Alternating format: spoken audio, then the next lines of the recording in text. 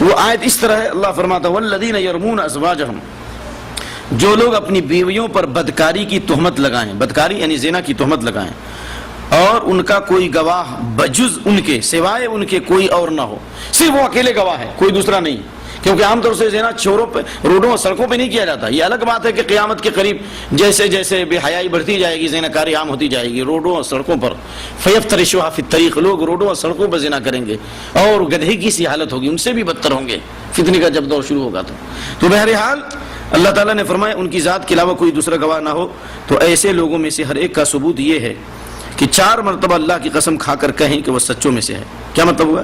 اس کا مطلب یہ ہوا کہ اگر مرد نے اپنی بیوی کو زنا کے ساتھ متہم کیا تو 2 حال سے خالی نہیں، یا تو وہ سچا ہے یا جھوٹا ہے۔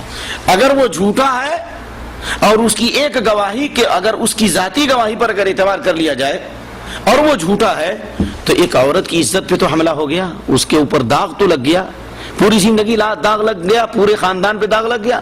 اور اگر وہ سچا ہے تو پھر اس کی ذات پہ داغ لگا کہ اس کی بیوی ایسی ہے۔ تو اللہ تعالیٰ نے کہا ہے کہ اس کا طریقہ یہ ہے کہ اگر 4 گواہ نہیں لا سکتے تو 4 گواہ کے بدلے 4 قسم کھانی پڑے گی۔ کتنی کھانی پڑے گی؟ اور قسم کھا کے کہنی ہوگی کہ اللہ کی قسم میں نے اپنی بیوی کو فلاں کے ساتھ دیکھا ہے، ٹھیک ہے، 4 مرتبہ کہنا ہوگا۔ ہر قسم ایک گواہ کے بدلے، ہر قسم ایک گواہ کے بدلے۔ شریعت نے گواہی کو قسم کا درجہ دیا یا اور قسم کو گواہی کا درجہ دیا۔ مثال کے طور پر آپ لوگ ذرا دماغ لگا کے سنیے، مثال کے طور پر اگر کوئی آدمی مدعی ہے اور کوئی مدعا علیہ ہے، مثال کے طور پر یہ موبائل ہے، میں چوری نہیں کر رہا ہوں، لیکن میں نے یہ دعویٰ کیا کہ یہ موبائل میرا ہے اور آپ نے کہا کہ یہ میرا ہے، تو میں مدعی ہوں اور آپ مدعا علیہ ہیں، میں دعویٰ کرنے والا ہوں۔ تو مدعی کے لیے ضروری ہے کہ کیا کرے؟ 2 گواہ پیش کرے۔ کئے گواہ پیش کرے؟ 2 گواہ پیش کرے۔ اور اگر وہ 2 گواہ نہیں پیش کرے گا تو آپ کو قسم کھانا پڑے گا۔ تو اس کا مطلب یہ ہوا کہ یہاں گواہی ہے اور گواہی اگر نہیں ہے تو آپ کو قسم کھانا ہے۔ لیکن ایک دوسری حدیث ہے جو حدیث مشہور ہے، حناف اس کو نہیں مانتے لیکن حدیث مشہور ہے کہ اگر ایک ہی گواہ ملا، 2 گواہ نہ مل سکا، یہ میرا موبائل میرا ہے، ٹھیک ہے، میں نے ایک گواہ تیار کیا اور سچا گواہ ہے قاضی کے تحقیق کی روشنی میں، ایک ہی گواہ ہے تو کیا کرے گا؟ 2 گواہ ہے نہیں تو کیا کرے گا؟ تو ایک گواہی پیش کرے گا اور ایک گواہی کے بدلے مدعی یعنی میں ایک قسم کھاؤں گا، ایک گواہی کے بدلے میں کیا کروں گا؟ ایک قسم کھاؤں گا۔ تو شریعت نے قسم کو گواہی کے قائم مقام کیا ہے۔ یہاں پر بھی اللہ نے کہا کہ 4 گواہ پیش کرنا ہے، لیکن 4 گواہ نہ پیش کریں تو ہر گواہ کی طرف سے مرد اپنی بیوی کے تعلق سے 4 قسم کھائے گا، ٹھیک۔ اس کے بعد والخامسۃ ان لعنۃ اللہ علیہ ان کان من الکاذبین، اور 5ویں مرتبہ کہے گا کہ اس پر اللہ کی لعنت ہو اگر وہ جھوٹوں میں سے ہو تو۔ والخامسۃ ان لعنۃ اللہ علیہ ان کان من الکاذبین، 5ویں مرتبہ کہے کہ اگر میں جھوٹا ہوں تو اللہ کی ہم پر لعنت ہو۔ اللہ اکبر، دنیا اور آخرت میں۔ کیوں؟ اس لیے کہ ایک آدمی جھوٹ بول کر کے کسی کی عزت پہ حملہ کرے، یہ اس کی پوری زندگی کے لیے مصیبت ہے۔ اس لیے اللہ تعالیٰ نے کہا کہ اگر تم سچے ہو یا اگر تم دعویٰ کر رہے ہو تو یہ کہو کہ اگر میں جھوٹا ہوں تو اللہ کی میرے اوپر لعنت ہو۔ کیوں؟ اس لیے کہ اللہ نے کہا لعنت اللہ علی الکاذبین، جھوٹوں پر اللہ کی لعنت ہو۔ اور لعنت کا معنی کیا آتا ہے؟ لعنت کا معنی اس میں سے کتنے لوگ بتا سکتے ہیں؟ لعنت کس کو کہتے ہیں؟ لعنت کا معنی ہے، آپ ہاتھ اٹھائیے، لعنت کا معنی کتنے لوگ جانتے ہیں؟ بتائیں، ہم جس کو کہیں گے وہی بتائے گا۔ جی آپ بتائیں۔ ہاں یہ آپ نے بتایا، وہ اپنے اعتبار سے بتایا، ٹھیک۔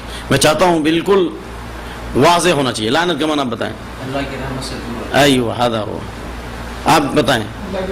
وہی جملہ ہے دوسرا، الطرد والابعاد والرحمت اللہ، یہ ہے اللہ کی رحمت سے دور کر دینا، مردود۔ شیطان کے اوپر لعنت اس لیے کہ شیطان رجیم کہتے ہی ہیں، مردود ہے، اللہ تعالیٰ نے اس کے اوپر لعنت کیا، رجیم حدود کرا ہوا۔ کیوں؟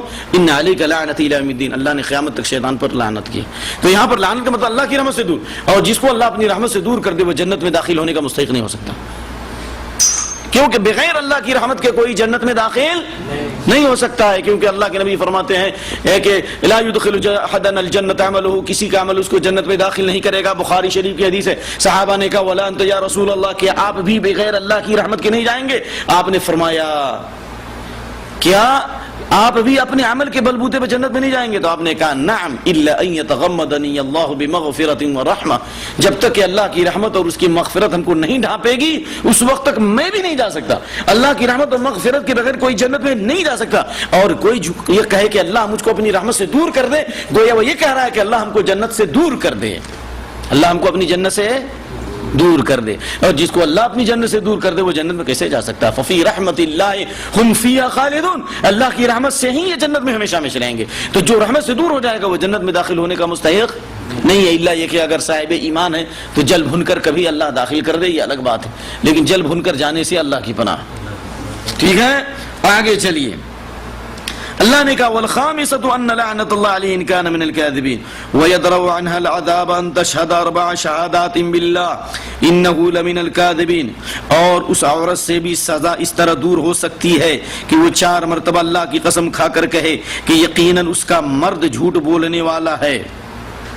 پہلے 4 مرتبہ کون کہے گا؟ مرد کہے گا. 5ویں مرتبہ کہے گا اگر میں جھوٹا ہوں تو میرے اوپر اللہ کی لعنت. جب مرد کی باری ختم ہو گئی تو پھر عورت کہے گی کہ اگر یہ سچا ہے، اگر انہ لمن الکاذبین، میں اس بات کی قسم کھاتی ہوں کہ میرا مرد جھوٹا ہے اور میں سچی ہوں. ٹھیک ہے، اور اگر وہ جھوٹا ہے، اگر وہ سچا ہے اور میں جھوٹی ہوں تو اللہ تعالیٰ کی اللہ کا غضب ہمارے اوپر ہو. یہاں ہے کہ وَيَدْرَوْ عَنْهَا الْعَذَابَ أَن تَشْهَدَ 4 شہادات باللہ إِنَّهُ لَمِنَ الْكَاذِبِينَ، 4 مرتبہ قسم کھا کے کہے کہ میں بالکل سچی ہوں اور میرا شوہر میرے اوپر الزام لگانے میں جھوٹا ہے. کئی مرتبہ قسم کھائے؟ اللہ کی قسم میں سچی ہوں میرا شوہر جھوٹا ہے، اللہ کی قسم میں سچی ہوں میرا شوہر جھوٹا ہے، اللہ کی قسم میں سچی ہوں میرا شوہر جھوٹا ہے، اللہ کی قسم میں سچی ہوں میرا شوہر جھوٹا ہے. 4 مرتبہ. اور 5ویں مرتبہ کیا کہے گی؟ والخامسة ان غضب اللہ علیہا ان کان من الصادقین، اور 5ویں دفعہ کہے کہ اس پر اللہ کا غضب ہو اگر اس کا شوہر سچوں میں سے ہے. اگر میرا شوہر سچا ہے، دعوے میں سچا ہے، میں تو سچا نہیں مانتی، لیکن اگر وہ سچا ہے اور میں جھوٹی ہوں تو اللہ کا میرے اوپر غضب ہو. سمجھ گئے؟ اس کے بعد اللہ تعالیٰ نے کہا وَلَوْلَا فَضْلُ اللَّهِ عَلَيْكُمْ وَرَحْمَتُهُ وَأَنَّ اللَّهَ تَوَّابٌ حَكِيمٌ، اور اللہ کا فضل و کرم تم پر نہیں ہوتا تو تم مشقت میں پڑ جاتے، اور اللہ تعالیٰ توبہ قبول کرنے والا با حکمت ہے. یعنی اللہ تعالیٰ نے یہ قانون نازل فرما کر تمہارے اوپر رحم کیا. اگر یہ قانون نازل نہیں ہوتا تو پھر تم مشقت میں اور پریشانیوں میں پڑ جاتے اور تمہاری گردن آزاد نہیں ہوتی. لیکن اللہ تعالیٰ اپنے بچوں کے ماں باپ سے بھی زیادہ مہربان ہے کہ اس نے ایسے احکام اور مسائل پیش کیے جس میں بندوں کے لیے سلامتی ہو، عزت و آبرو کی حفاظت ہو، اور دوسروں کے لیے مار ہو تاکہ برائی کی جرات نہ کریں. اس لیے کہ اللہ تعالیٰ علیم بھی ہے اور حکیم بھی ہے، اللہ کی ہر چیز حکمت والی ہے، اور اللہ حکیم ہے ذات کے اعتبار سے، صفات کے اعتبار سے، اور اللہ کا ہر کام حکمت سے ہوتا ہے. بغیر حکمت کے اللہ کا کوئی کام، حکمت سے کوئی اللہ کا کام خالی نہیں ہوتا. لیکن یہ لعان کے تعلق سے شریعت کا جو قانون ہے، لعان کا جو حکم ہے میاں بیوی کے درمیان جدائیگی ڈالنے کے لیے، اس تعلق سے چند باتیں آپ کے سامنے پیش کرنی ہیں. پہلی بات یہ ہے کہ لعان یہ کب ہوگا؟ لعان اس وقت ہوگا جب شوہر اپنی بیوی کو زنا کے ساتھ متہم کرے. تو 2 حال سے خالی نہیں، یا تو وہ اپنی بیوی سے توبہ کرائے کہ چلو ایک دفعہ میں معاف کرتا ہوں، تم توبہ کر لو، اور اگر وہ توبہ نہیں کر سکتی، یا اگر اس کی غیرت اس کو برداشت نہیں کر سکتی، کیونکہ اللہ تعالیٰ فرماتا ہے کہ ایک پاک دامن مرد ایک زناکار عورت کے ساتھ کبھی بھی صحبت نہیں کر سکتا. ایک مومن کا ضمیر، ایک پاک دامن مرد کا ضمیر اس بات کو گوارا نہیں کر سکتا کہ زانیہ عورت کے ساتھ اس کی زندگی گزرے. ٹھیک ہے نا؟ کیونکہ اللہ تعالیٰ فرماتا الطیبات للطیبین